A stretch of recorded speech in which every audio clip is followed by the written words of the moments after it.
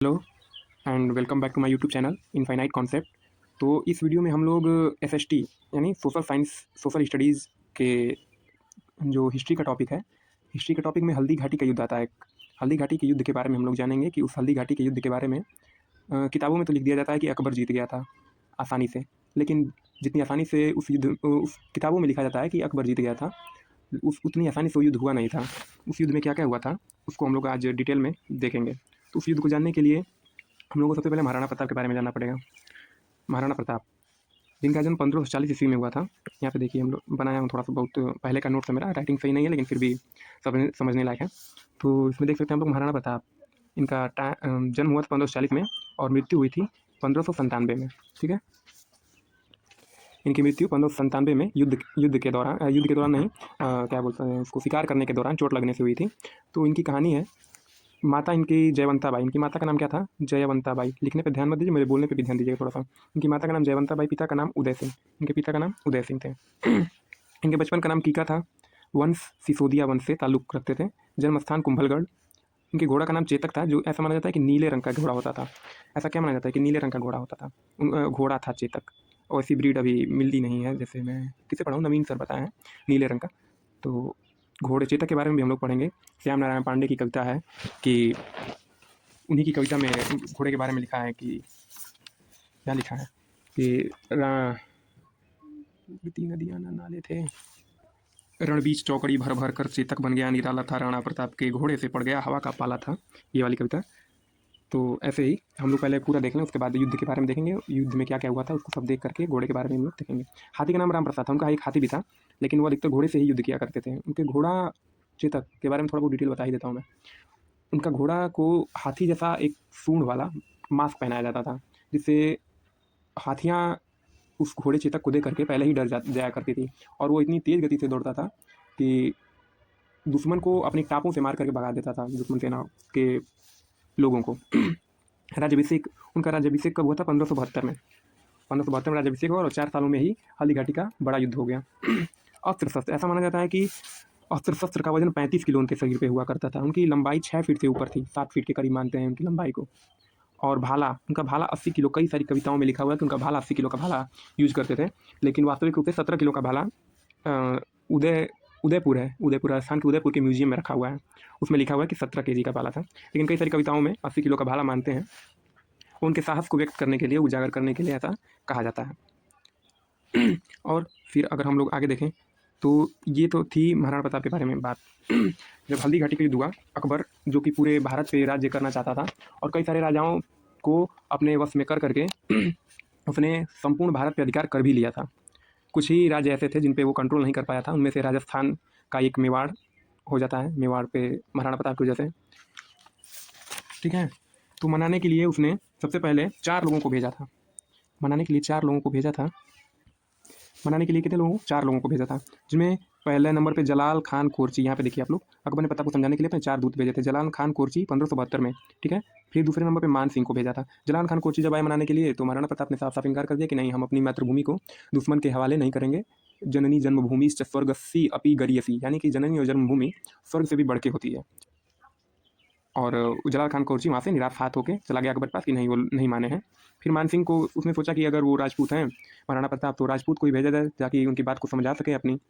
मान सिंह जब आया तो महाराणा प्रताप उससे नहीं मिले। क्यों नहीं मिले?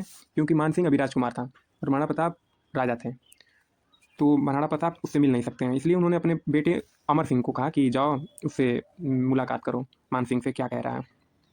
तो मान सिंह जब मिलने आया अमर सिंह से, तो उसने कहा कि महाराणा प्रताप कहाँ हैं, मुझे मुझे उनसे मिलना है। तो अमर सिंह ने थोड़ा कटाक्ष स्वभाव में ऐसे कहा कि अगर तुमको राजा से मिलना है तो राजा यानी अकबर को लेके आना चाहिए था। जिससे मान सिंह का थोड़ा बहुत स्वाभिमान हताहित हुआ कि मैं खुद एक राजकुमार हूँ और ये मिलने आया हूँ, महाराणा प्रताप से मिल रहा है उनका बेटा। वहाँ पे फिर अमर सिंह ने उनको समझाया कि अगर आपको राजा से मिलना है तो सिंपल सी बात है, राजा को आना चाहिए। सही बात है। और भी कुछ ऐसे शब्द बोले जिनसे मान सिंह बहुत ज़्यादा गुस्सा होके वहाँ से निकल गया। वहाँ से गुस्सा होकर निकल गया और गया अकबर के पास, बोला कि महाराज सेना दीजिए और हमको वहाँ पे क्या करना है, कूच करना है, अटैक करना है चित्तौड़ पे, कि हम लोग क्या कर लें, चित्तौड़ को अब कब्जा कर लें। अकबर थोड़ा बहुत समझदार था, इतना सारा साम्राज्य चलाया, भले ही पढ़ा लिखा नहीं था लेकिन थोड़ा समझदार कह सकते हैं उसको। और क्योंकि 4-5 लोगों को जब 4 लोगों को भेज रहा है समझाने के लिए और इतना बड़ा साम्राज्य हासिल किया है, तो कुछ ना कुछ तो काबिलियत रही ही होगी। ऐसा तो नहीं है कि साम्राज्य बड़ा खड़ा करने में कई सारी चीज़ें होती हैं। जैसे अशोक महान, चंद्रगुप्त महान, भारत पे पूरे संपूर्ण भारत पे राज किए, उनको महान हम लोग कहते हैं। अकबर की भी गिनती महान शासकों में होती ही है, क्योंकि 4 टॉप 4 मैं देखा था एक वीडियो, तो उसमें बता रहा था कि जो अकबर था, पूरी दुनिया में अब तक जितने लोग हुए हैं, उनमें चौथे या 5वें नंबर पे आता है। लगभग 3 ट्रिलियन पैसा या संपत्ति थी उसके पास, 3 ट्रिलियन या 4 ट्रिलियन के करीब, ठीक है। अब तक तो मान सिंह तो निराश हो गया, वहाँ पे गया अकबर के पास, सेना मांगा, तो अकबर ने कहा कि नहीं, हमें एक और 2 प्रयास करना चाहिए कि युद्ध की स्थिति ना बने। और डरता भी था, महाराणा प्रताप के से वो बहुत डरता भी था, इसलिए कभी भी उनके सामने प्रत्यक्ष रूप से गया नहीं था, क्योंकि उसको पता था कि अगर महाराणा प्रताप से पाला पड़ेगा तो फिर मुगल साम्राज्य खतरे में आ सकता है एक ही बार में। कभी भी युद्ध में वो डायरेक्टली आता भी नहीं था, इसीलिए महाराणा प्रताप के सामने। तो इसलिए उनके पिताजी भगवंत दास, यहाँ पे देखिए भगवंत दास को 1573 ईस्वी में भेजा। भगवान दास को 1573 ईस्वी में जब भेजता अकबर, तो इनसे महाराणा प्रताप एक कुछ बातें कहते हैं कि देखिए, हमारे पिताजी पिताजी नहीं, दादाजी राणा सांगा। कौन थे महाराणा प्रताप के दादाजी? राणा सांगा। राणा सांगा ने अकबर के दादाजी यानी कि बाबर से लड़ते हुए अपनी जान की कुर्बानी दे दी थी। राणा सांगा और बाबर की कहानी मैं फिर कभी बता दूंगा। राणा सांगा के शरीर पे 80 घाव लगे थे, एक पैर नहीं था, एक हाथ नहीं था और एक आंख नहीं थी, फिर भी उन्होंने युद्ध लड़ा। और राणा सांगा बाबर से युद्ध में जीत भी रहे थे, लेकिन कुछ ऐसी नियति को मंजूर नहीं था, जिस वजह से उस खाना खाया। हाँ, खानवा के 27 में खानवा के युद्ध में बाबर से हार का सामना करना पड़ा था राणा सांगा को। तो इन्होंने कहा कि देखिए, मेरे दादाजी यानी राणा सांगा जब युद्ध लड़े थे, तो पूरा मेवाड़ और पूरा राजस्थान एक होकर के एक साथ बाबर का सामना किया था, और इनके अंडर में लड़े थे सब लोग, राणा सांगा के अंडर में। तो उन्होंने कहा कि भले ही आप नेतृत्व करिए हमारे युद्ध का। किनसे कहा? भगवंत दास से। किनसे कहे महाराणा प्रताप जी? भगवंत दास से, कि भले ही आप युद्ध का नेतृत्व करिए, लेकिन ये भगवंत दास, इसको मैं हाईलाइट कर दूँ, भले ही क्या करिए, आप युद्ध का नेतृत्व करिए, हम आपके अंडर में लड़ लेंगे, लेकिन कभी भी हम अपनी मातृभूमि, अपने स्वदेश को नहीं दूसरे दुश्मन के हाथों में ऐसे बेच सकते हैं, ठीक है।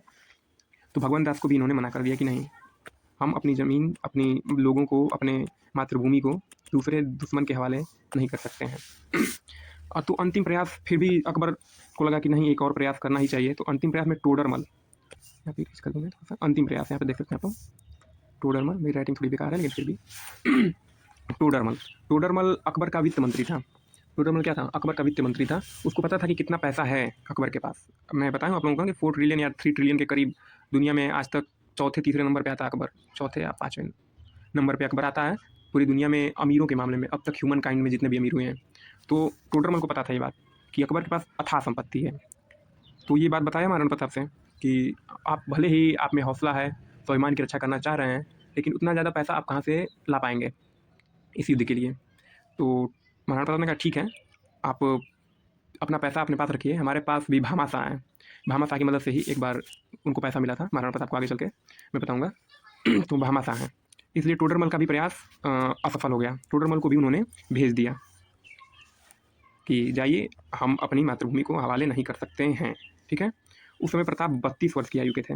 उस समय प्रताप कितनी आयु के थे? 32 वर्ष की आयु के थे। और महाराणा प्रताप के समय उनको भी राजा जब बनना था, तो एक कहानी है कि उदय सिंह उनको नहीं बनाना चाह रहे थे। उन्होंने अपना उत्तराधिकारी जगमल को नियुक्त किया था। जगमल जो उनसे छोटा था महाराणा प्रताप से, लेकिन फिर भी उन्होंने जगमल को नियुक्त किया था। लेकिन जनता को पसंद नहीं आया, तो जनता ने क्या किया, महाराणा प्रताप को बना दिया क्या, राजा। और उनका फिर कुंभलगढ़ के किले में वो हुआ था, कोरोनेशन हुआ था। तो अब क्या होता है, 4 प्रयास असफल हो गए अकबर के। अकबर अब क्या करेगा, युद्ध की नीति अपनाएगा। युद्ध की नीति अपनाता है फिर अकबर। मान सिंह जो आग बबूला होकर यहाँ से निकला था, अमर सिंह ने बहुत घोर अपमान किया था उसका। इस वजह से मान सिंह को ही अकबर ने कहा कि ठीक है, आप युद्ध का संचालन करो। सेनापति बना करके मान सिंह को भेजा था। स्वयं इस युद्ध में नहीं आया था। स्वयं इस युद्ध में आता तो फिर काम तमाम ही हो जाता। लेकिन उसने क्या किया, राजपूत राजा भगवान दास के राजकुमार मान सिंह को अपना सेनापति बना करके भेजा था। ये युद्ध कब हुआ था? 18 जून 1576 से 21 जून 3 दिन माना जाता है कि 3 दिन युद्ध चला था। गोपीनाथ शर्मा मानते हैं 21 जून तक ये युद्ध चला। ठीक है, प्रताप वर्सेस अकबर। अकबर डायरेक्टली आया भी नहीं था, इसलिए मैं यहाँ पे लिखा हूँ अकबर बस अजमेर तक आया था। उसके बाद उसने अपने सेनापति बनाकर मान सिंह को भेजा। एक और था आसफ खान, अधम खान, माधो सिंह और कछवाहा राजपूत। कछवाहा राजपूत तो यही था मान सिंह।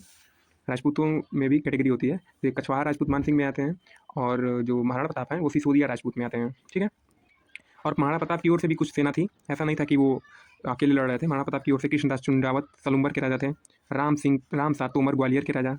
राम सात तोमर के बेटे प्रताप की बहन से शादी हुई थी, इसलिए वो राम सात तोमर उनके साथ है, महाराणा प्रताप के साथ थे। ठीक है, और अकबर ने ग्वालियर पे कब्जा कर लिया था, इसलिए ये अकबर सेनाराज भी थे, राम सात तोमर। ठीक है, तो इसलिए वो महाराणा प्रताप के साथ युद्ध लड़ रहे थे। हकीम खान सूर, हकीम खान सूर अफगान सेना से। रामदास राठौर, ये इससे हम लोग को पता चलता है कि यह कोई जाति धर्म की लड़ाई नहीं थी, यह अपने स्वाभिमान की लड़ाई थी और साम्राज्य विस्तार के लिए यह लड़ाई लड़ी गई थी। क्यों? क्योंकि महाराणा प्रताप की सेना में देखिए हकीम खान सूर है, अफगान सेना से। ठीक है, इसको हाईलाइटर का थोड़ा सा कलर चेंज कर लिया, हाईलाइटर कैसा होता है। तो हकीम खान सूर जो कि अफगान सेना से महाराणा प्रताप की ओर से लड़ रहा है, इस्लाम धर्म से। और ये आसफ खान, आसफ खान किसकी ओर था? अकबर की ओर था। मान सिंह जो कि राजपूत है स्वयं, और वो किसकी ओर है? महाराणा प्रताप का मेन सेनापति ही वो है। तो ये कोई धर्म की लड़ाई नहीं थी, यह एक मान सम्मान और स्वाभिमान और अपने जमीन मातृभूमि की लड़ाई है। ठीक है, तो ये जब युद्ध हुआ, कहाँ पे युद्ध होता है? हल्दी घाटी। कहाँ युद्ध होता है? हल्दी घाटी। हल्दी घाटी एक दर्रा है जो पहाड़ों के बीच की जगह को कहते हैं। हल्दी घाटी क्या है? एक दर्रा है। ये दो पहाड़ हैं, एक पहाड़ का नाम है गोकुंदा पहाड़ी, दूसरी पहाड़ी है खमनोर पहाड़ी। ठीक है, दो पहाड़ियों के बीच की जगह है हल्दी घाटी। इतना छोटा मैं बनाया हूँ लेकिन इतना छोटा है नहीं, वो थोड़ी बड़ी जगह है। हल्दी घाटी इन्हीं दो पहाड़ों के बीच में युद्ध हुआ था। ठीक है, इसमें कुछ और भी बातें हैं जो मैं आप लोगों को बता रहा हूँ कि जब ये युद्ध हुआ था तो बदायूनी जो मुगलों की सेना में ही था, मुगलों की सेना में यह बदायूनी नाम का सेनापति था। ये कहता है, जो कि एक लेखक भी है, इतिहासकार भी है, वो कहता है कि मेवाड़ का शुरुआती हमला इतना तेज था कि हम बनास नदी के 16 किलोमीटर वापस भागे थे। मतलब बनास नदी के पकड़े हुए 16 किलोमीटर वापस पीछे भाग गए थे, इतना तेज था। समझ सकते हैं आप लोग कि मेवाड़ ने महाराणा प्रताप के नेतृत्व में शुरुआती हमला इतना तेज किया कि 16 किलोमीटर मुगलों की सेना पीछे भागी थी। तब मेहत्तर खान ने अफवाह फैलाई कि अकबर और सेना लेकर खुद आ रहा है। मेहत्तर खान ने क्या अफवाह फैलाई कि अकबर और सेना लेकर के खुद आ रहा है। इसलिए अब इनका मुगलों की सेना का हौसला बढ़ा कि अकबर भाई जो पूरे भारत का राजा है इस युद्ध में भाग ले रहा है और भी सेना लेकर के आ रहा है, तो हम लोग को लग रहा है कि टिक जाएंगे। नहीं तो शुरू में तो क्या लगा था कि भाग जाएंगे वो लोग छोड़ के युद्ध को। फिर दर्रे से आगे बढ़े, जिधर मुगल भागे थे उधर लड़ाई होने लगी। मान सिंह एक हाथी पे बैठ कर युद्ध कर रहा था। हाथी का नाम मर्दाना था। हाथी का नाम क्या था? मर्दाना। मान सिंह के हाथी का नाम मर्दाना और राणा प्रताप के हाथी का नाम राम प्रसाद। लेकिन राणा प्रताप किस पे युद्ध कर रहे थे? चेतक पे। महाराणा प्रताप के पास मुट्ठी भर सेना थी, बहुत कम सेना थी। और मुगलों के पास कितनी सेना थी? मुगलों के पास लगभग 80,000 सेना थी। 80,000 मुगल सेना, यहाँ पे देख सकते हैं आप लोग, थोड़ा बहुत लिखा हूँ मैं। तो 80,000 मुगलों के पास सेना थी। तो इस पर कुछ लाइनें हैं कि जंग में कागजी अफराद से क्या होता है, हिम्मतें लड़ती हैं तादाद से क्या होता है। ठीक है ना। तो श्यामनारायण पांडे जी ने भी इस युद्ध का वर्णन किया है कि निर्बल बकरों से बाघ लड़े, भिड़ गए सिंह मृग छौनों से, घोड़े गिर पड़े गिरे हाथी, पैदल बिछ गए बिछौनों से। ध्यान सुनिएगा, थोड़ा सा एनर्जेटिक कविता है ये, और हर स्टूडेंट या फिर किसी भी व्यक्ति को सुनना चाहिए जो स्वाभिमान को सर्वश्रेष्ठ मानता है।